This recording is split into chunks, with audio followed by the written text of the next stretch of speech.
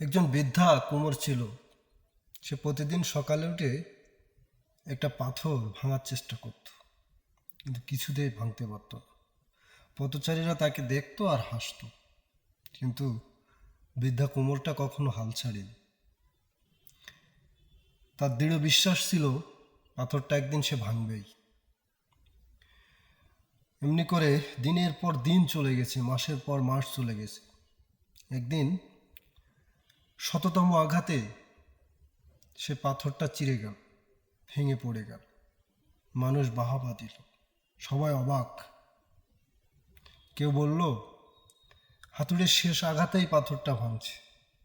কোমর মুচকি হেসে বলল, না রে ভাই, এটা প্রথম আঘাত থেকেই ভাঙা শুরু হয়েছিল।